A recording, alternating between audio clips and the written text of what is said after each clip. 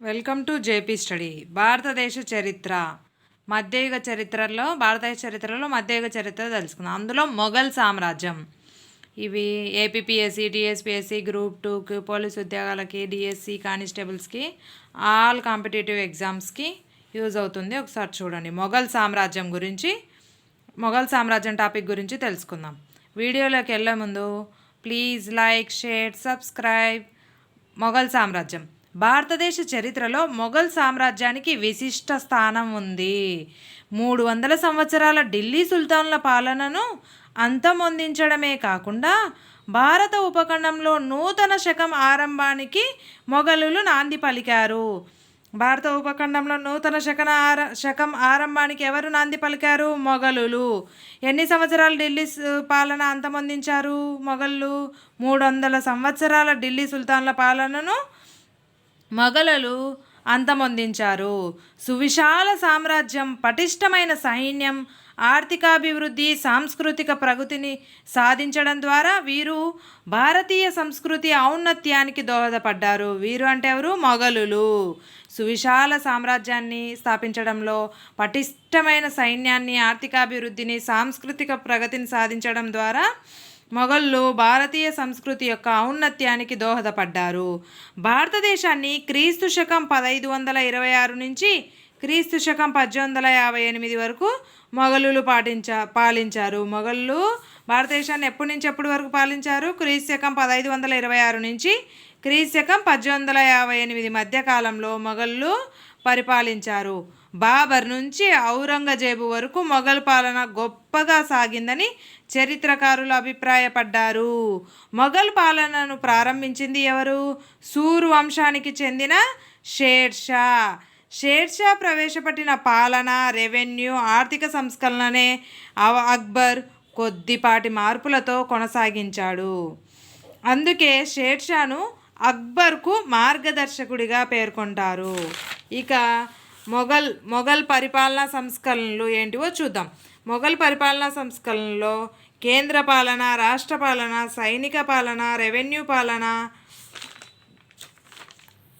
పాలనగా పరిపాలించారు మొఘళ్ళు. అయితే మొఘల్ పరిపాలనా సంస్కరణలో ఫస్ట్ కేంద్ర పాలన గురించి తెలుసుకుందాం. మొఘల్ చక్రవర్తులు కేంద్ర, రాష్ట్ర, స్థానిక పాలనా విధానాల్లో అనేక మార్పులు ప్రవేశపెట్టి సమర్థవంతమైన పాలనను అందించారు. అయితే కేంద్ర పాలనలో చక్రవర్తి అత్యున్నత అధికారి. పౌర పాలన మొత్తం చక్రవర్తి చుట్టే కేంద్రీకృతమై ఉండేది. మంత్రిమండలి, ఉద్యోగ బృందం సహాయంతో చక్రవర్తి పాలనను కొనసాగించేవాడు.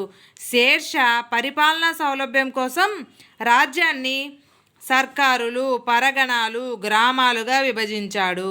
పరిపాలనా సౌలభ్యం కోసం షేర్షా రాజ్యాన్ని ఎలా విభజించాడు? సర్కారులు, పరగణాలు, గ్రామాలుగా విభజించాడు.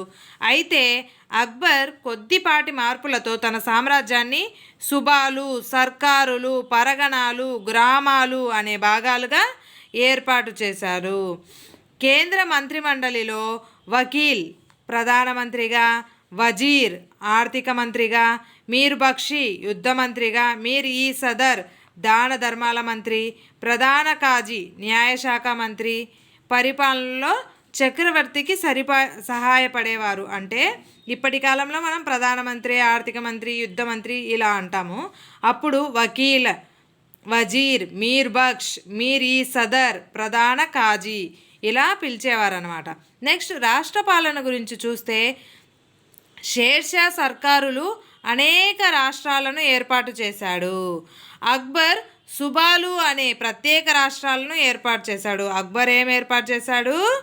సుబాలు అనే ప్రత్యేక రాష్ట్రాలను ఏర్పాటు చేశాడు. షేర్షా సర్కారులు అనే రాష్ట్రాలను ఏర్పాటు చేశాడు. సుబా అంటే అధిపతి. అంటే సుబా అధిపతి ఎవరు? సుబేదార్. సుబాధిపతి ఎవరు? సుబాలు అంటే రాష్ట్రాలు. సుబాధిపతిని ఏమని పిలిచేవారు? సుబేదార్. సుబేదార్ పాలన కూడా కేంద్ర పాలననే పోలి ఉండేది. సుబేదార్కు రాష్ట్ర పాలనలో తోడ్పడేందుకు ఫౌజ్దార్ లాంటి అధికారులు ఉండేవారు. అమీన్ను రాష్ట్ర రెవెన్యూ అధికారిగా అమీన్ను రాష్ట్ర రెవెన్యూ అధికారిగా, అయితే ఇప్పటి కాలంలో కలెక్టర్గా పోల్చవచ్చు. ఇప్పుడు కాలంలో కలెక్టర్ అయితే అప్పుడు మొఘళ్ళు ఏమని పిలిచేవాళ్ళు? రెవెన్యూ అధికారిని అమీన్ అని పిలిచేవాళ్ళు. ఫోతేదార్ రాష్ట్ర కోశాధికారి. ఫోతేదార్ అంటే రాష్ట్రం యొక్క కోశాధికారి. రాష్ట్రంలో సైనిక వ్యవహారాలు చూడడానికి బక్షి అనే అధికారిని నియమించారు. రాష్ట్రంలో సైనిక వ్యవహారాలు చూడడానికి ఎవరు ఉండేవాళ్ళు? బక్షి అనే అధికారి ఉండేవారు. రాష్ట్ర గవర్నర్లను సిఫా సలార్ అనేవారు. రాష్ట్రం యొక్క గవర్నర్లను మొఘళ్ళ కాలంలో ఏమని పిలిచేవాళ్ళు? సిఫా సలార్. తర్వాతి కాలంలో సిఫా సలార్ పదవి సుబేదార్ లేదా నజీంగా మారింది. తర్వాతి కాలంలో సిఫా సలార్ అనే పదవి ఎలా మారింది? సుబేదార్ లేదా నజీంగా మారింది.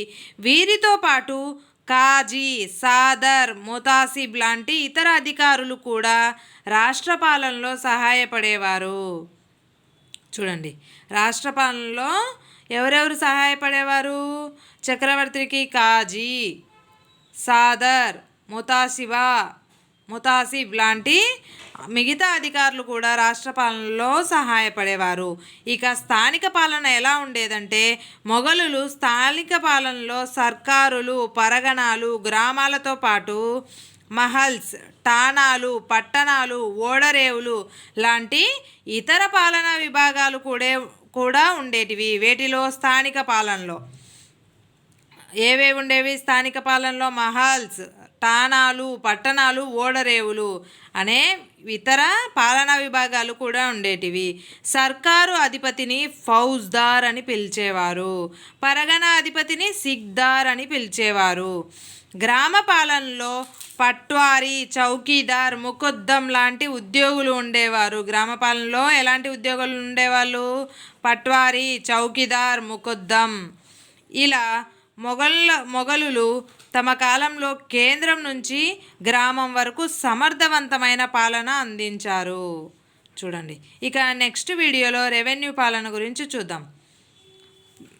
Please like, share, subscribe. Thank you for watching.